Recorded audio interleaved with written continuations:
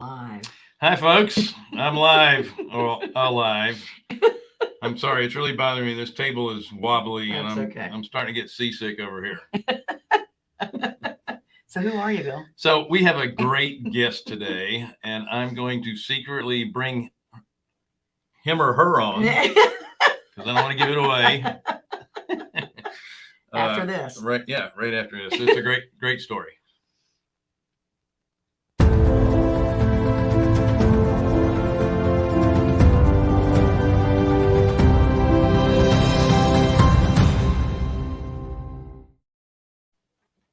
Hi, thank you so much for waiting. We're getting started a little bit later than we typically do.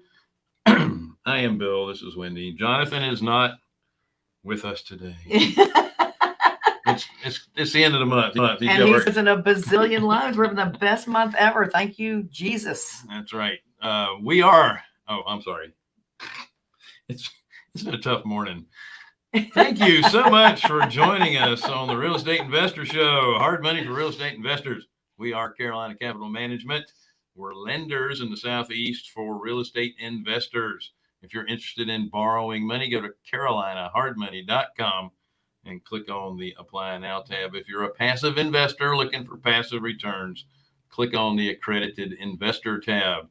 Don't forget to like, share, subscribe, hit the bell, and please sign up for Wednesdays with Wendy.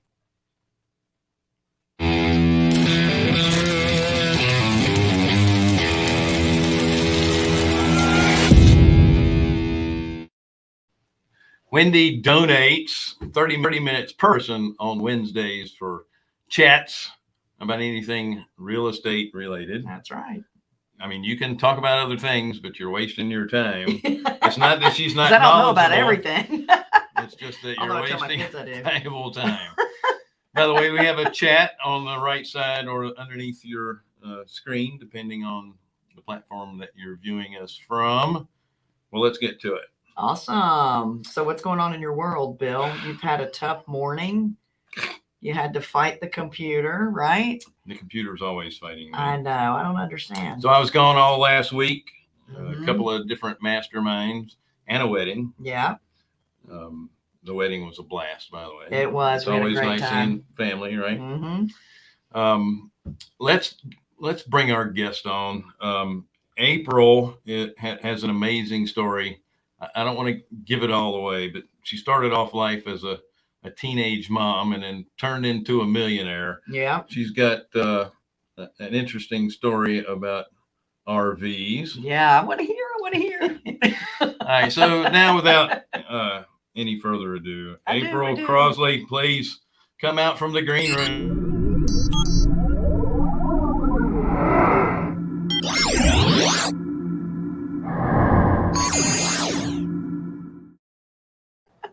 Okay, this is new. I didn't know we had for a special guest. That was pretty cool. Oh, it is cool. We have these bots that just show up every now and again. Very cool. Robot. They're always surprising us with new graphics. Yeah. Throwing us off like we need help, right? Of course, if we'd show up in time for our show, they could probably give us a heads up. Additional graphics. And I had to kind of laugh when Bill said you started out as a teenage mom. I'm sure you were born a child. Yeah. I was. No, right. Like Benjamin Button stuff. Yeah. Going backwards. Again, I've had a rough morning. Yeah. Just a little slow, but I just loved reading your story, and what a wonderful, interesting, inspiring story you have. Thanks. So we're just going to shut up and let you talk. Yeah, Tell us about it. In a nutshell, yeah, I definitely wasn't born a teenager, but I had my son when I was 16, and that kind of put me on a path to buckling down and figuring out what I want to do with my life. And so I actually ended up going into healthcare, going to school, getting my bachelor's degree in biology. So I tell everyone my degree is really in biology. So maybe you shouldn't believe anything I tell you about real estate. Trust but verify. And I worked in a hospital in like trauma and critical care as a respiratory therapist. So with people on life support, I did that for 13 years. Wow. During that time, I met my now husband, picked up a book about real estate investing called The 1 Minute Millionaire, and just started reading all these stories about people like buying houses and renting them, and other people are paying down their mortgage. And I'm like, this has got to be a lie. There's like no way this is actually happening. Like, I would get to keep the equity. Why would they let me do that? And my husband had 2 small rental properties, so he knew all about it. But I was, for graduating from college and having a really good job, I was renting a house. I was completely not financially educated at all. So my husband's like, why are you renting a house? Like, you make good money. I'm like, what else is there? Like, where should I be living? He's like, I didn't even, like, the concept of buying a house wasn't even something in my world. And he helped me buy my first house, like basically showed me the process, like that, you know, you have great credit and you pay your bills and you should buy a house. So I did. And we ended up turning that into a rental. And at the time, I was in school for my master's degree to be the CEO of a hospital. And I was like, wow, I can either stay in my master's degree or I can learn more about real estate.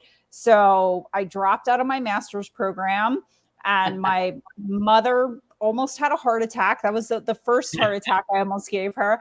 And I was like, I'm taking a real estate investing class, so I can't afford to put any more money towards a master's degree. And I just started learning about real estate investing more and more. So then when I was working in healthcare, I started flipping houses on the side and did that for 3 years until, you know, healthcare's kind of become more like a business, and I lost my passion for it. And it became more painful to go to work than filling me up with joy. So my husband said to me one day, you know, if you put this much effort into real estate as you do working for someone else, you could like really have a great business and run your own business. And when I was 35 for my birthday, I just walked into my boss's office and was like, I'm resigning and I'm hanging up my license and I'm never coming back. So I gave up my license to practice and everything. I was like, I want no safety net at all. Wow. I just want to keep buying houses. So we kept flipping. And basically, like, I flipped for those 3 years knowing I was eventually going to exit, but I wanted to buy rentals because I feel like the only way to grow true wealth is to like buy assets or be invested in those hard assets long term, not just the short term flipping. That was kind of just capital to pay off debt. So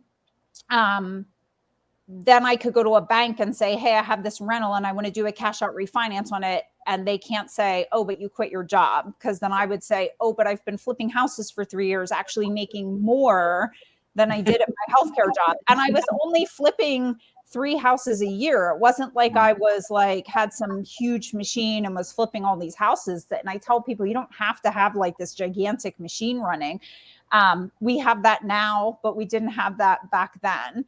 So I retired from healthcare at 35 and just kind of chased real estate full time and started buying rentals and raising private money. And in the process of raising private money, a private money lender said to me, I was in a meeting having coffee with him, and he's like, what did you do with all your old retirement accounts from healthcare? I'm like, oh, I don't know. They're just like, I don't know. What do people do with them? And he's like, well, do you have like a retirement account? I'm like, oh yeah, I have a Roth IRA. Like, I felt so proud. Like, I have a Roth and I have retirement accounts at the hospital I used to work at.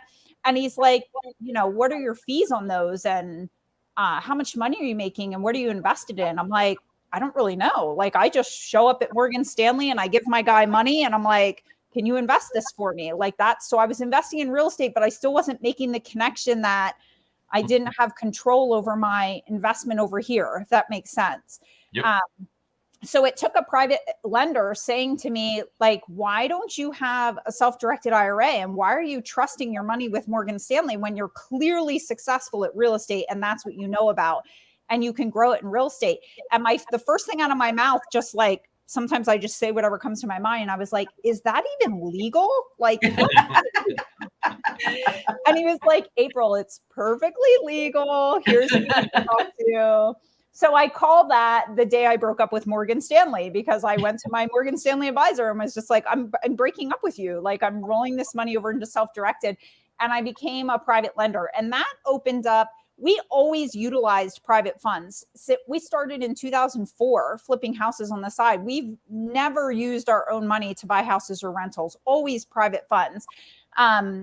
So that opened up my mind to, like, I never really thought I could be a private lender. I just was like utilizing private lenders, but I didn't make the connection that I could do this. Once I did my first private loan, I was like, are you serious? Why didn't someone tell me about this sooner? Like, I feel like there's a scale of like the level of hustle it takes in real estate, and like wholesaling and flipping is like so much hustle. It's ridiculous. And then owning rentals, and I was self-managing and I had my own tenants and this and that. And then someone's like, you can literally just look at a deal and write a check and still make income. And now I'm at the level where I'm passively investing in syndications and larger projects. And I'm like, and now I'm getting the income plus tax benefits plus equity on the back end. And I'm not doing anything. Like, I'm reviewing the property and writing the check. I'm like, this is crazy. So when I started becoming a private lender, it just like really made me realize that there's different kind of levels of investing for everybody. So now when I talk to people and they're like, oh, I really want to invest in real estate, I'm like, okay, but how? Like, you really have to think about how much time do you have? How much money do you have? Like, when you're starting your own business and buying your own rentals and doing your own flips, even if you have property management, you're starting a business, you're starting another side business. And a lot of people don't have time for that. They just have money and think that they should own the real estate itself. And then when you tell them like, hey, this is what I'm passively investing in, and I don't like quote unquote own it, but I'm partnered with all these great people and they know everything about the tenants and the asset. And I'm just sitting back here watching direct deposits go into my bank account. It's amazing, freaking amazing. Yeah, absolutely. We like to call that controlling the asset without the responsibility of owning the asset. Yes, absolutely. How nice is that? That's probably the most common topic, excuse me, that I deal with on my Wednesday with Wendy calls. People asking about how they can either be a private lender or how they can raise private money. Of course, if they're newer, looking to raise the money. But if they've been investing a while, their question is always about, how can I lend money to? And some people, it isn't even on their radar. They just happen to have a couple $100,000 in a 401k, whether it's self-directed or not.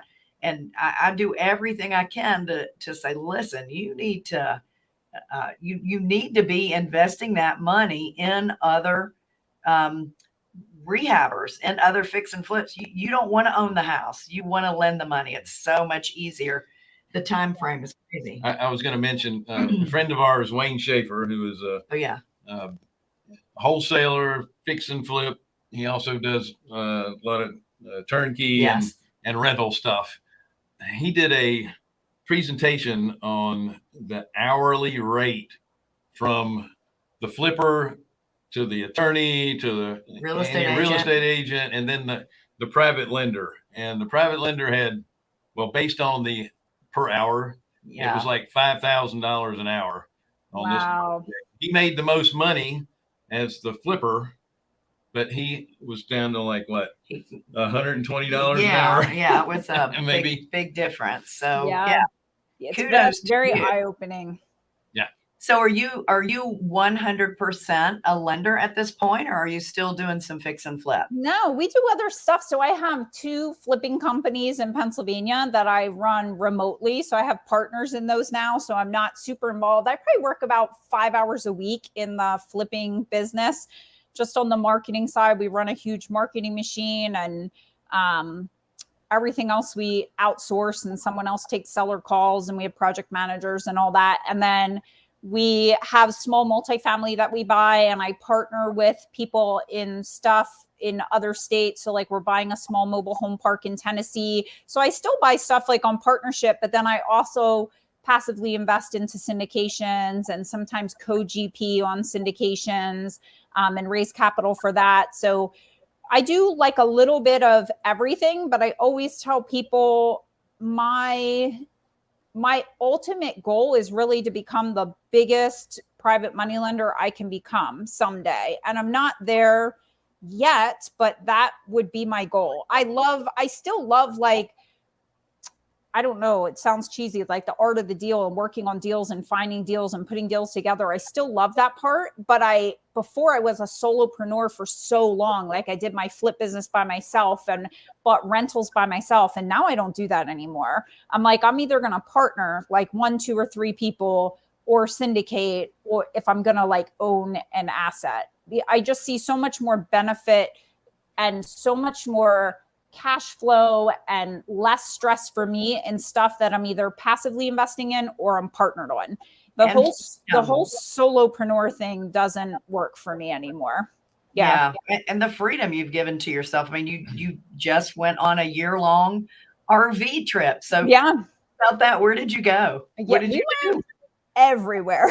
So my husband and I, when I retired at 35, I say retired to work in real estate full time, I was like, if I'm not snowbirding, because I'm from Pennsylvania, if I'm not a snowbird somewhere by the time I'm 40, this is all for naught. Like, I'm going to be so mad at myself. So when we were 39, we started snowbirding to Arizona in our RV. So 3 months a year, we drive from Pennsylvania to Arizona, live there for 3 months, and then drive back and just skip the winter. It was amazing. And then last year, my son turned 26 and he bought his own house. And my husband, he's our only son. My husband and I look at each other and we're like, what are we going to do in this big house like here? I think we should just sell it and leave. So that's what we did. We sold it and got in our RV and just traveled the United States for a year. And we basically just chased the weather and the national parks. So we went to all like the national parks in the United States, and the United States is so beautiful. So we are like Montana, Arizona, Utah, Wyoming, Colorado. We spent a ton of time out west, some time in Tennessee and North Carolina, because I have partners I do business with there and friends there. And we went all over and it was great. And I tell people like, people are like, how do you do that and still have all these businesses? I would not be able to do that if I wasn't partnering or investing passively by any means. Like people get into real estate and they're like, I want to get into it for financial freedom. And then when I first got into it, I was like, where is the freedom part? Like, because I'm working more hours in my business than I did when I had a job for a hospital, and I'm working like a dog and I have no freedom. So I had to learn how to, with the flipping business and the rentals especially, get out of them and just oversee them and run them like a business. And then the passive investing and partnering on stuff has really allowed me to buy in other areas of the United States other than Pennsylvania, because there's a lot of areas that are way more friendly to buy in than Pennsylvania. So it has allowed me to do that and just have more freedom, like personal freedom, or not chained to a desk. And I tell people, in your business, you should just leave your business for 3 months, and that will tell you how involved you are in it. Like when we started snowbirding, we went away for 3 months, and we were snowbirds for 3 years before we hit the road full time. Every year we would go away for 3 months, I would be like, wow, I have to fix this or change this because I'm getting way too many phone calls and people are still way too dependent on me for things. So then we would fix that. And then the next year we'd go away again. I'd be like, wow, I am still way too involved in this. I need to fix that. So we had 3 years of kind of test runs to perfect things before we left for a year. But I'm like, what happens to you if something happens to you tomorrow? Who's going to step in? You shouldn't be like the only person that knows about your business and can run your business. We all get into this to spend more time with our family and have more freedom. And what happens is you get into it and you spend less time with your family and have less freedom. And that was just frustrating me. So I had to like find coaches that could help me get out of that. I was basically just like, I want to grow wealth. I want to help people do the same thing, but I don't want to do it in the way I'm doing it now because it's all on me right now. Yeah. So smart. Yeah. And besides that, working with others allows you to be able to scale from being that solo entrepreneur. At the same time, you're very well diversified. So you're taking a lot of the solo risk off of yourself. Yeah. Mentioned what we've just been talking about. You're working on your business and not in it. Yeah. And you're making it, you're really doing what the people do. If you're the owner of a McDonald's, are you working in the McDonald's? You're not flipping hamburgers. You never Right. walk into the McDonald's and say, I want to talk to the owner, because the owner isn't there. Hopefully. Yeah. It's so true. And so that's true. how you run a true business. That's how you make a business saleable and worth money. Yeah. People don't buy your job. They buy the income that they can receive from that business. Yeah. Trouble Yeah. with so many people that start businesses. And I, since COVID, we've had multitudes of people starting businesses because they realized that, hey, I really hate going back and forth to the job. They got forced either out or to stay at home. And there's so many people that are now entrepreneurs that weren't, 18 months ago or even a year ago. Mm-hmm.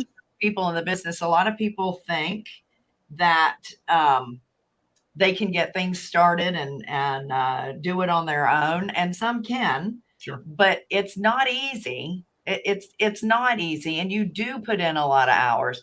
But the problem with the personality of those of us who are entrepreneurs, we also tend to like to have control over what's going on, and that letting go part is the toughest thing. You were so smart in being able to test it out for 3 years and work your way off of that.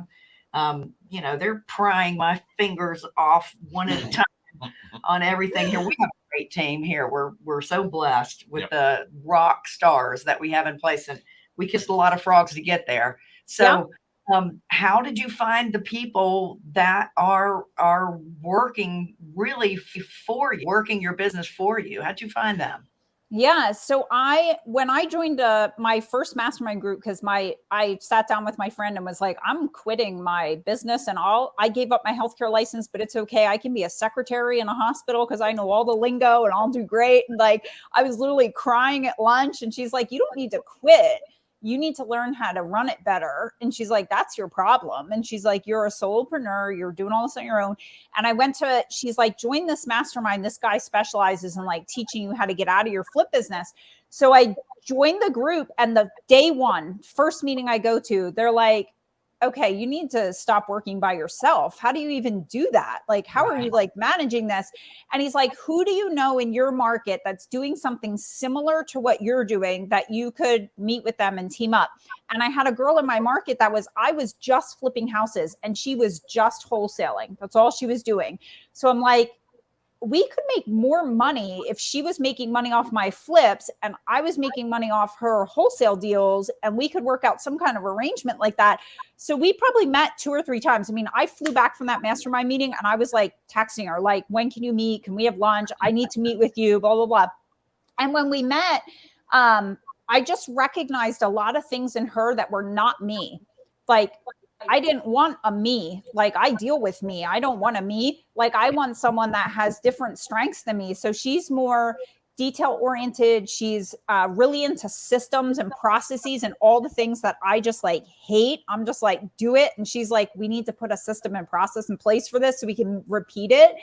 And basically, like, core values are really important. So I feel like a lot of times when people look for a business partner, they spend a lot of time talking about what your business can do for them and how great you are, instead of asking them about themselves and what they're looking for and how you can help them. So for her, she wanted to own rentals and grow a portfolio. And she still works with me to this day. And now she's working with me in another one of my businesses. And that's always been important to me. Like, I want you to own your own real estate and I want you to grow your own portfolio. So let's work together and you'll get to cherry pick whatever deals you want, while I'm carrying kind of the financial side of things and supporting the marketing. and we're splitting profits on deals. But a lot of our conversation just revolved around general life stuff. Like, what is your life like? How many kids do you have? You know, when you start talking to people about their family and their life in general, it really shows you what they value in life. And I don't care if she knew nothing about real estate. It just so happened that she was super trustworthy and I had worked with her on some wholesale stuff before. But even if she knew nothing about real estate, like, core values are more important to me than the business side of things. Like, I just find that if you really look for the right things inside of someone, your partnerships will flourish. And you can't look for people that are like you.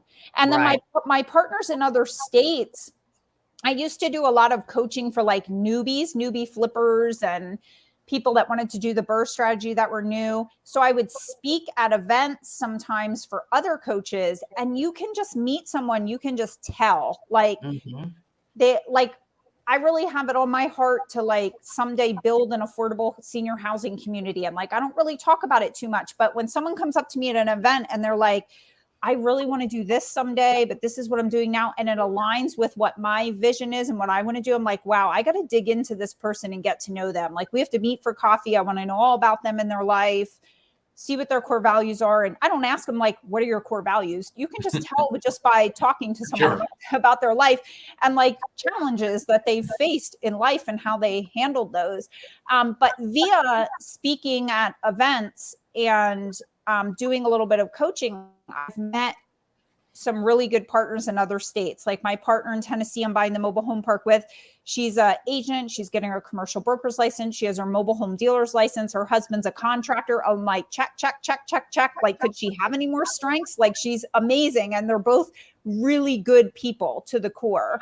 And same with my partner in North Carolina. It's kind of the same story. So I've just by connecting with people, by talking and sharing what I do on YouTube and being helpful, I feel like the more you give and give, the more that has helped me to grow, because it's connected me with the right people. Absolutely. What's the best way for people to get in touch with you? Yeah, speaking of giving, how can we help you? Yeah, they can follow. I have a YouTube channel. It's April Crossley, and they can check out our website, lazygirlrei.com.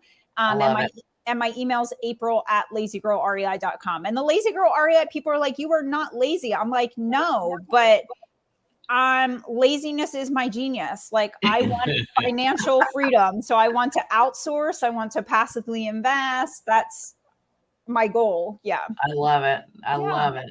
That's awesome. What a great story. We're from Philadelphia, by the way. I know you could tell by our accent, couldn't you? That's what as a matter of fact, we were there this past weekend. Wedding. It was, like I said, nice to see everyone. I completely lost my train of thought.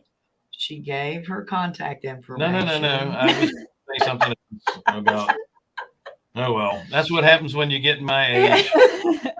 It's okay. The gray matter just oozes out of your ears. Sure, anyway, we could talk for another hour easily. That's good stuff. But I want to respect your time, and frankly, our audience tends to not. No, I'm just kidding. They're like us, shiny object. Yeah, entrepreneurs. That's good stuff. Good stuff. Thank you so much. Yes, you're welcome. Thank you for having me. I appreciate it. You have great content. You have a great story. You're doing it the right way. Yes. Oh, what I was going to say, I finally. It came to him now. Got brighter. You're talking about the core values. You can teach people how to do the real estate piece, but you cannot teach them to have better values. They either already have them, or they don't, or they're just not going to align with you. And that is the most important. Anyway, it was wonderful meeting you. Nice meeting you guys too. Thank you very much. It was awesome. Do me a favor, Sheree. Would you throw that URL up again one more time? There we go. Excellent. So, folks, thank you so much for joining us today on the Real Estate Investor Show, Hard Money for Real Estate Investors. We are Carolina Capital Management, and we are lenders in the Southeast for real estate investors. If you're interested in borrowing money, Go to carolinahardmoney.com and click on the Apply Now tab. If you're a passive investor looking for passive returns, click on the Accredited Investor tab. Don't forget to like, share, subscribe, hit the bell, and sign up with Wednesdays with Wendy. Our next show is coming up at 1 o'clock, and the links are over there in the chat box. Thanks. See you then. Thank you.